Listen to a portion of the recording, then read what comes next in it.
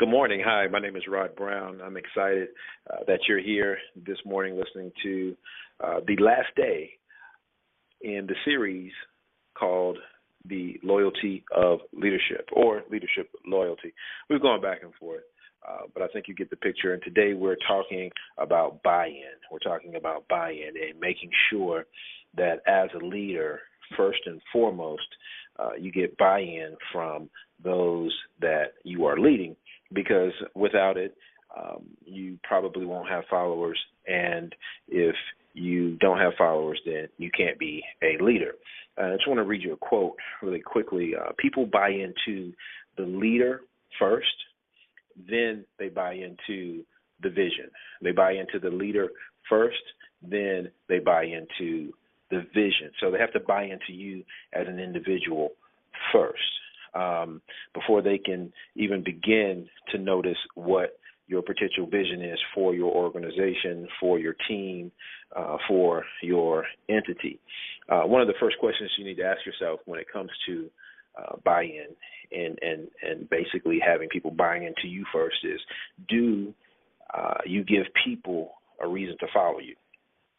And what's interesting about that question is the question is more so about you giving someone the reason to follow you versus someone just automatically following you. There has to be a reason. There has to be, a what's in it for me.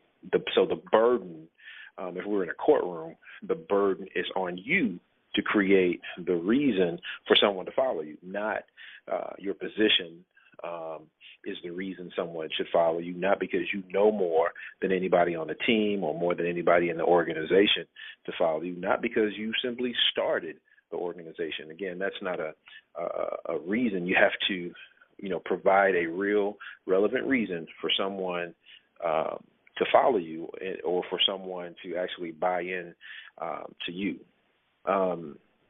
Things that you have to focus on and getting people to buy into you, first and foremost, is developing relationships.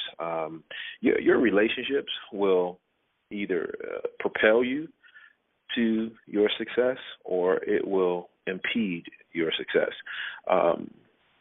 Relationships for me personally have done so much more for me than any process that's been put in place, any amount of money I've ever had, any information, that I've ever known. It's really been about relationships. And I'll tell you a quick story. Recently, my daughter applied for several colleges, several universities, and one particular university she didn't get accepted to. And so at the last minute, one of the ones that she did get accepted to, she didn't want to go to it. And so we went to my alma mater, which is Winston-Salem State University, go Rams, and we applied very, very, very late in the process. And we walk in to the admissions office, and just to kind of make a long story short, one of the admissions staff happened to be a fraternity brother of mine, who kind of expedited the process, who gave us information to kind of, jump some hurdles. I hope I'm not getting him in trouble, but we actually kind of circumvented certain things to get my daughter admitted to Winston-Salem State University. And it was all because of relationship. It had absolutely nothing to do with, how much we knew, how much money we had or didn't have, or anything like that. It was all about having that relationship. So developing relationships is very, very important, and developing relationships with the folks that you lead is very, very important. Something else that's very important to getting folks to buy into you, and that is being honest, being authentic to them, which ultimately will develop trust, being honest and being authentic. You never, ever want someone that you're leading to tell you or say to you, I didn't know that. You never told me that. You never mentioned that to me. Oh, that's new to me, especially something that is material to the overall success of your organization or something that's material to building a relationship with you. You never, ever want them to say that to you. You have to hold yourself in the high standards. If you're holding yourself in the high standards, and we're going to talk about a theory, and that is picturing, where people basically do what they see, right? They don't do what you say, they do what they see. And so one of the things that you have to do while attempting to get this buy-in is hold yourself at a very, very high standard. Something else you can do to get buy-in from those that are following you is provide them with the proper tools to meet the objective that you need them to meet in your organization or on your team. You know, give them, you know, if it's a baseball team, make sure you have, you know, good bats. Make sure you have good baseballs. You know, you don't want to provide them with sloppy materials or materials that put them at a disadvantage and not an advantage. So making sure that the folks in your organization, they have the proper tools. One of the best ways to find out what those proper tools are is to ask them. Ask them simply, you know, what obstacle do you have? What do you need to help you become a better you when it comes to meeting your goals and meeting your objectives? Probably the most important is the next one, and that is helping those that follow you meet their goals and their objectives. So it's important that your team function in their role to meet the objectives of the organization. But if you have good teammates, good team members, they will have specific goals of their own, because that's what, you know, successful people do. That's what talented people do. They have goals for themselves. They set goals.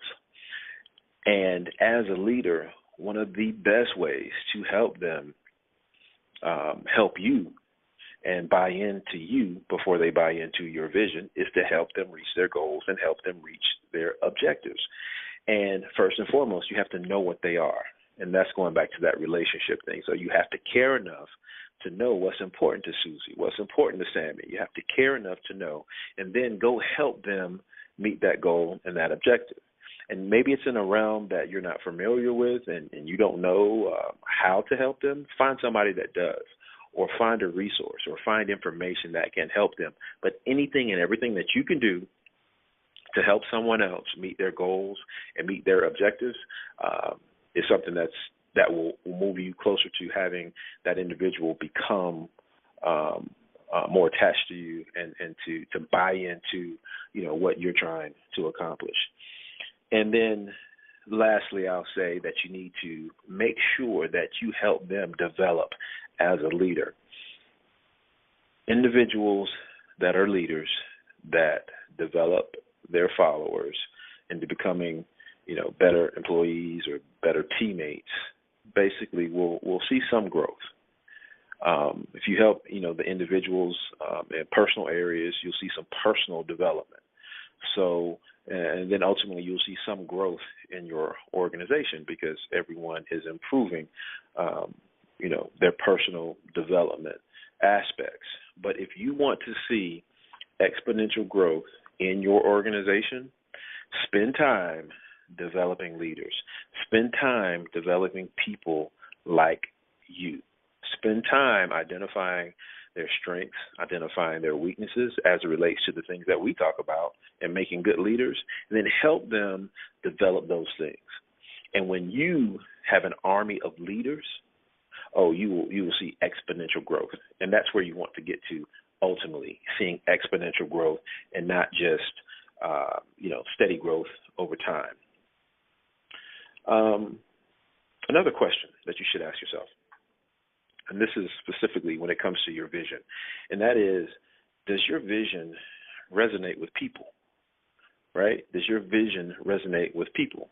People that help you reach or obtain that vision, and also the people that will be impacted by that vision. So when it comes to your vision, spend time making sure that that vision is an impactful vision to other people. Because, again, your success is tied to how well or how effective you are when it comes to impacting others.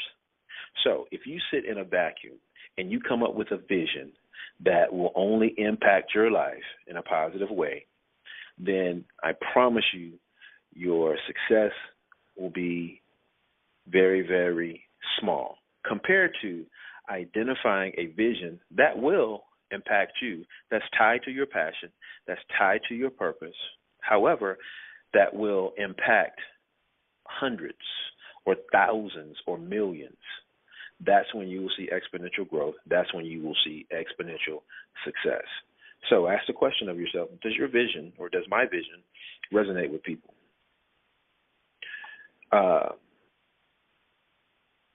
When it comes to obtaining buy-in, the order of buy-in is first who, okay, and then why. So someone, your staff, the people that you're leading, your potential customers or clients, they're going to look at first, who is this person? And then why do I want to buy in to them, and then ultimately buy into their vision? Again, it's going to point back to what's in it for me. It's that radio station, WIIM, what's in it for me. Okay? So just know that people are going to look at the person first, who, then they're going to look at the why, in that order. So they're going to look at you, where are your standards? Where's your excellence? How are you performing? And then they're going to look at the why behind, what's your motive behind your vision? Is your vision going to help them, or is your vision just simply to help you? If the why is big enough, the how will come easy. If the why is big enough, the how will come easy. So if the why impacts particularly the people that follow you to help you meet your goals and your objectives and your vision, they'll come up with the how, because it's impactful to them and it's going to be impactful to so many other people. They'll help you come up with the how to get it done. So if you start with making sure that that vision resonates with the people that follow you and resonates with the people that you're going to ultimately help, the how is going to be, very, very easy. Also, a couple times in these series we've talked about process, and that the process has to happen, and that the process can't be microwaved, right? It has to be crock-potted. And so you have to give folks time to buy in. So if you walk into an organization tomorrow and you're the leader by title, it's going to take time for those folks to actually buy into you. And the one word that I'll share with you that will help speed that time up, and that word is consistency. And that's being consistent in everything that you say and being consistent in everything that you do. And then lastly, and this ties back into your vision resonating with people, is your vision right for other people? Is it right for others and not just yourself? Because if it's not right for everyone, if it's just right for you, you're going to have trouble selling your vision. You're going to have trouble making your vision come to pass. So make sure that your vision is not only important to you, but important to the people that's helping you bring that vision to pass, but also important to those individuals that vision will ultimately impact. Time flies when you're having fun. I thoroughly enjoy speaking to you guys every single week. Again, this was the last call for the Loyalty of Leadership series. Be on the lookout for the next series that's coming to you. This series and every single call that we do is sponsored by ShareNote.com, which is an electronic health record system specifically for the behavioral healthcare industry. Check out ShareNote.com when you get a chance. As always, I want to send you blessings, and I want you to have an awesome and prosperous day.